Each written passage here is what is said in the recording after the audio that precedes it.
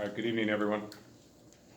My name is Tammany Brooks. I'm the Chief of Police for the City of Antioch, and as you know, I've called this press conference today to give an update in regards to the Angelo Quinto case. On December 23rd of 2020 at approximately 11:10 p.m., Antioch Dispatch received a call from a woman screaming the address to an unknown disturbance in the 1900 block of Crestwood Drive in Antioch. And right now I'm going to play the 911 call we received at that moment.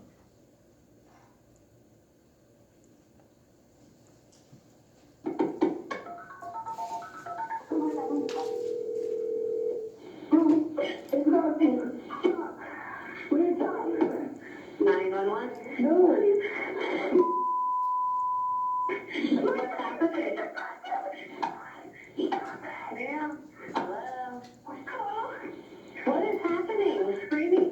I can't.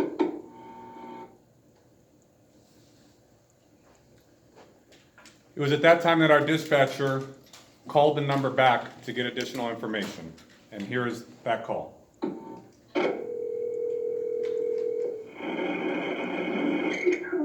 Why are you screaming? It's 911. My brother's being aggressive. We don't need him. Your brother what? Being aggressive. Okay, how old is your brother?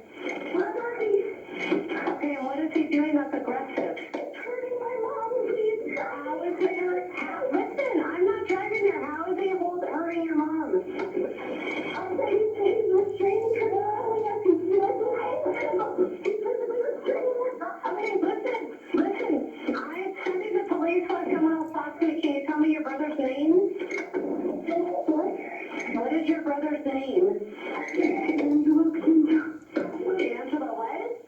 Quinto. Is it Quinto? Okay, does he have, listen, I already told you the police are already on the way. Does he have access to any weapons? I have a hammer and he has access to the kitchen. So you armed yourself with a hammer?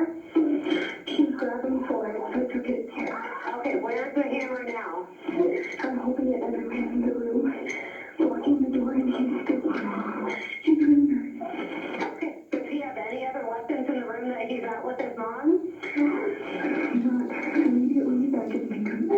Okay, is it just the three of you in the house? Yes. Okay, do you know if he takes any drugs? Yes. What kind of drugs does he take? She's yelling for help. What do we have? Okay, the police are coming. They're coming. Can you open the door and go outside to show the officers where he's at? Yeah. Okay, they're coming. They're less than a tenth of a mile away. Do you know your brother's birthday? I don't remember right now. March. Do you know what? March? Do you think it's March 10th?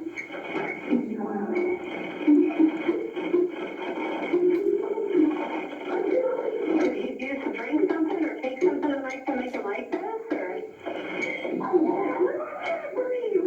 Stop it. Stop. Is he strangling her? No, he's strangling her, yeah. Okay. Yeah, I just want him to. Okay. Oh, listen. Go open the door. Listen, open the door because I have officers turning on the so they can see you. Can you go open the door? Listen, they're coming. They're coming. I have 4 officers coming. He's walking this hallway over to. He's what? Can you open the door? The door's open. Do you see the officers? Yes, he's coming. Okay, so the officer's going to help you.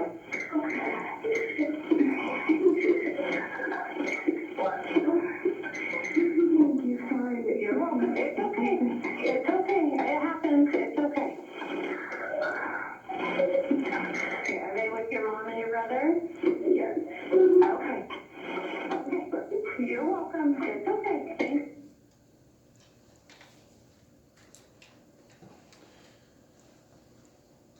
After that call, officers were dispatched to the scene, and now we're going to play the recording of the initial radio traffic that went to our officers, Officer Nicholas Shipaloff, Arturo Becerra, James Perkinson, and Daniel Hopwood.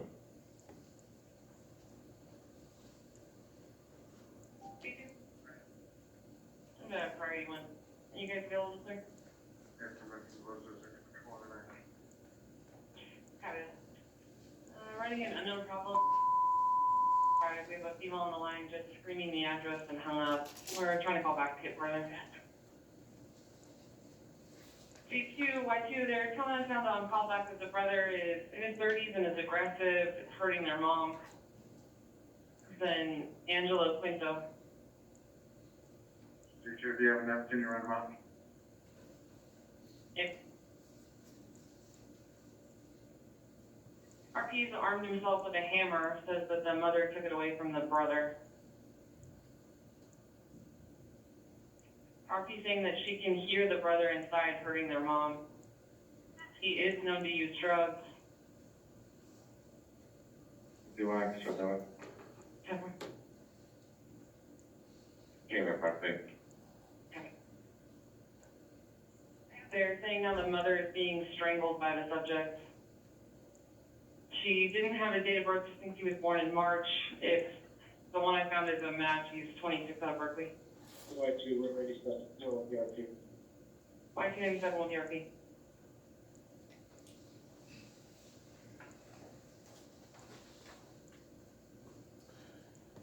Officers Becerra and Perkinson arrived on scene at approximately 11:12 p.m.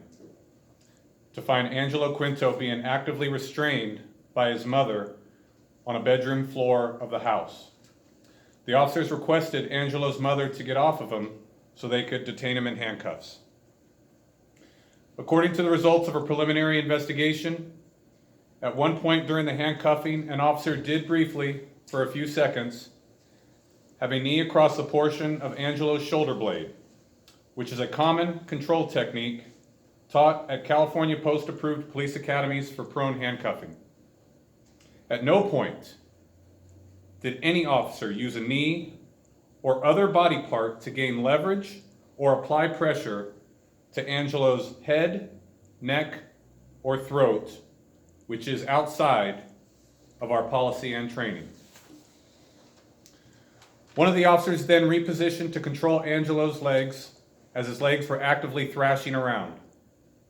At that time, the other officer on scene spoke to Angelo's mother to determine his medical history. Officers determined Angelo was suffering a mental health crisis and summoned an ambulance at approximately 11:16 p.m. Based on the nature of the call, 2 other APD officers arrived on scene at that time. Paramedics arrived on scene at approximately 11:23 p.m. As the medics entered the room, officers recognized that Angelo had become unresponsive and was potentially experiencing a medical emergency. Angelo was immediately unhandcuffed, and medics began evaluating him and rendering medical aid. While CPR was in progress, officers notified an APD supervisor via radio and the situation at approximately 11:29 p.m. Angelo was transported to an area hospital at approximately 11:30.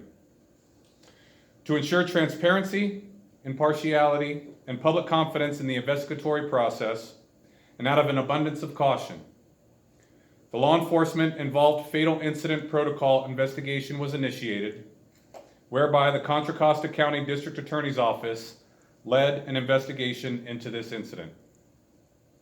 Ultimately, Angelo was admitted into the intensive care unit of the hospital, where he remained in their care for approximately 3 days before we were informed of his unfortunate passing. I've been in contact with the coroner's office, and the following 4 points have been jointly approved by multiple pathologists related to their findings thus far. First, although Angelo had injuries consistent with a struggle with his family and law enforcement, none of the injuries appeared to be fatal. 2, there were no fractures of the skull, torso, or extremities. 3, a full examination of the neck revealed there was no evidence of strangulation or crushed airway. And 4, they are currently expanding toxicology testing because they were aware of reported past drug use. As you may already be aware, in Contra Costa County, anytime there is a death related to law enforcement, there is a coroner's inquest. This is a public hearing in which the facts and circumstances of the incident are provided by the officers and specific eyewitnesses.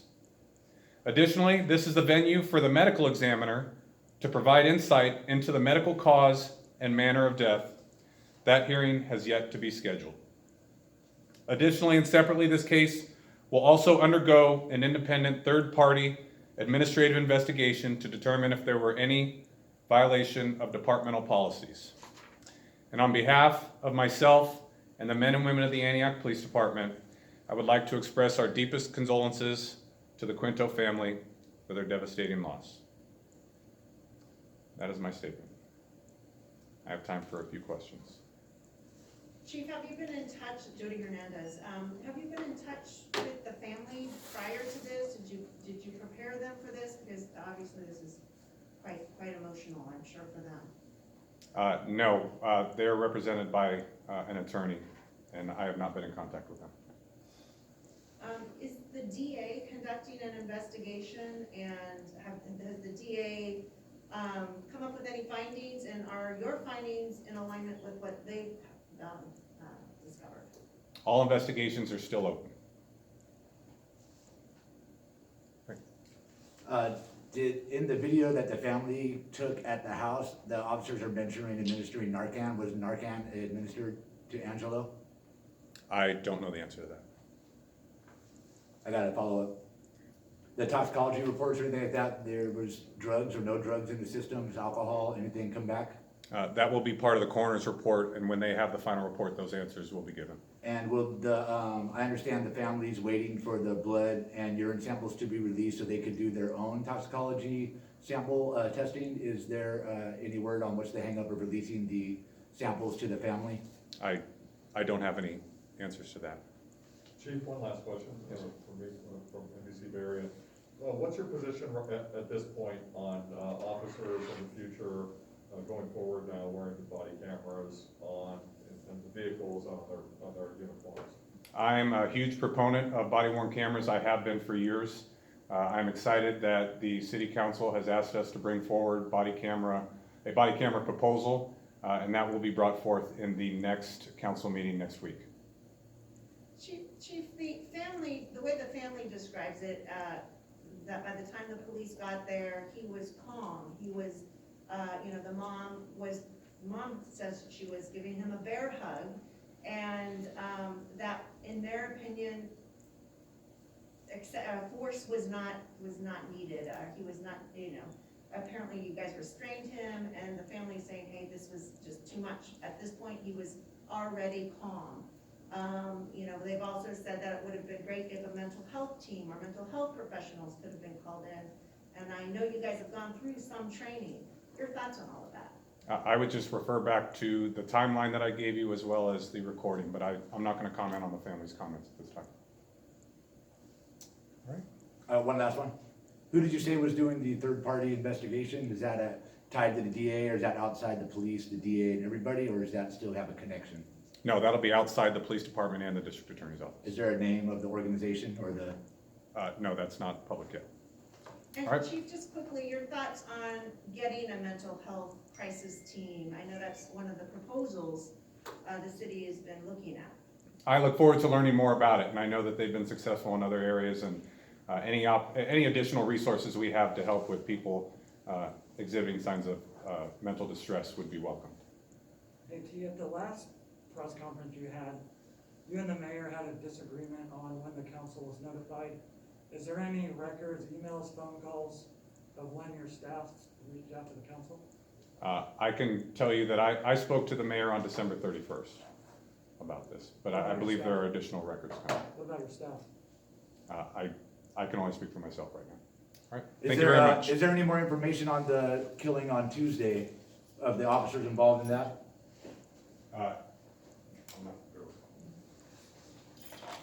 There's no additional information in that case.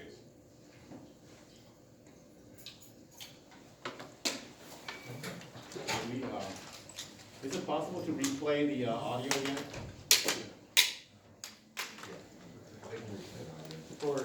maybe we can get some kind of a format that we could send to our station, like in the form of